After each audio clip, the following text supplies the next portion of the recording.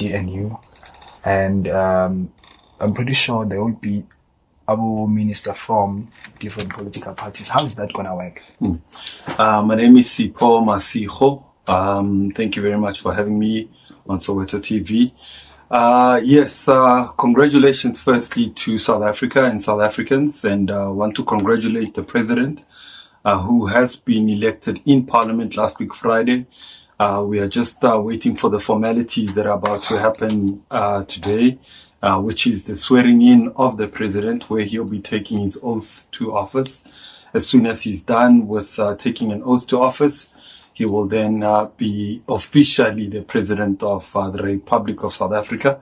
And then from there, he will then sit and constitute his MPs and PLs, who will then form part of his cabinet as ministers and deputy ministers in his cabinet. And so it's very exciting to see exactly how that's going to pan out. As we all know that this is a GNU, and as part of the GNU, which constitutes of the ANC, which represents 60%, and not 40% as per the elections outcomes. But in terms of their representation of the number of seats in Parliament, the ANC constitutes 60% in terms of the agreement of the GNU. We then see the DA, which represents about 30%. And the remainder of the percentages come to parties like the PA as well as the IFP. And of course, we've heard yesterday the PAC has also announced that they are joining the GNU. So it's going to be interesting to see how the president sits with the members of the GNU to then work out who will be taking what positions and what roles will be represented by which party in terms of his cabinet. There are positions or the departments that most political parties or political leaders want to occupy, like the police ministry, whereby we see Gayton McKenzie wanting to take over, and there's another department, the Department of Health.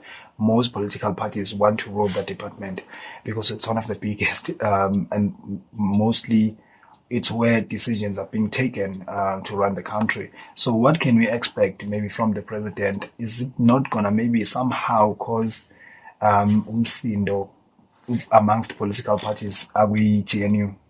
Absolutely. I think we must not expect that there won't be any robust debates within the GNU. There will be.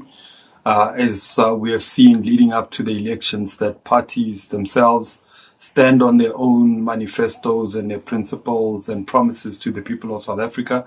We've seen some parties, while campaigning, they were very clear as to what are the issues that they want to speak on very strongly. Particularly if you look at the Ministry of Police, that Gayton McKenzie has come out saying that he would be interested in taking up that position. And also, he's interested in taking on the position of the Home Affairs, which he has strongly been campaigning against illegal, undocumented foreign nationals. As you say, the Department of Health is also going to be a key critical one because the signing of the NHI bill that was done just before elections, that all parties will want to participate in ensuring that if it is rolled out, it's rolled out correctly.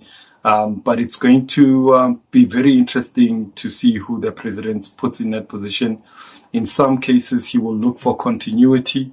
He wants the very same people who are doing a good job previously. We might see the same doctor coming back to lead the Department of Health. And perhaps maybe in the deputy side, you could see the DA being represented there. So there's no clear cut as to how the representation will work, because we have seen the president and parliament electing a speaker from the ANC, a deputy speaker from the DA. And I think we might see also the representation being done on both the cabinet as well as on the legislature front, where parties are represented in the cabinet of the president. Parties will also be represented in the legislature as chairpersons of portfolio committees. So there will be a split. Everybody will get something out of this agreement. After the agreement, after the allocation of all the ministers and their deputies and all that. When the parliament and the government starts operating in the country, is there never going to be maybe some kind of quarrel amongst them, more especially in parliament? Because, like you said, every political party has their own manifesto. And now that they're working together, they'll be allocated. But are they going to be able to work together as they have been saying, as the government of national unity? Yeah, I mean, I looked at the agreement, the statement of intent, which is that forms a part of the GNU. It's very clear cut as to the issues that they agree, all of them, to say this is going to be the basis of what our agreement is going to be. And some of those issues, I think they are about putting South Africans first. So, but of course, we know that politicians in their own, they've got egos, and egos will come and fly. And of course, some of them will have their own ideology that they want to stick to.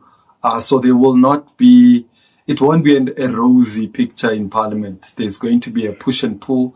There's going to be fighting amongst them. And of course, there's going to be outside influence. We know that there's a progressive caucus, black caucus, that constitutes ATM, the EFF, as well as the MK party. We know that they will want to come full force as the opposition in Parliament. So there's going to be definitely fireworks in Parliament, let's just say. Okay, what is your take on the MK party not being part of the inauguration today? Well, I mean, I think we some of us have always known that former President Jacob Zuma is full of surprises.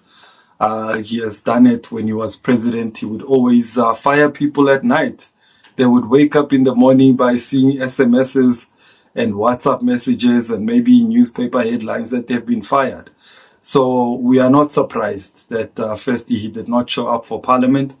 We were also very not surprised that they missed an opportunity in KZN by not taking up their rightful place because they are a party that they are leading in KZN, but they are in opposition. We are also not surprised that he would not want to show face and come to the inauguration today. So we don't expect anything less from him. He's a man full of many tricks, and this is one of those tricks that is showing South Africans that he's not interested in this whole thing.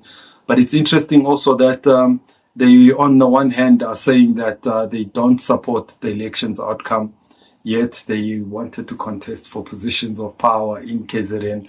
So we don't know where Ntate Jacob Zuma sits, but we'll see how it goes throughout today. Thank you so much. That's all. Thank you. Yeah.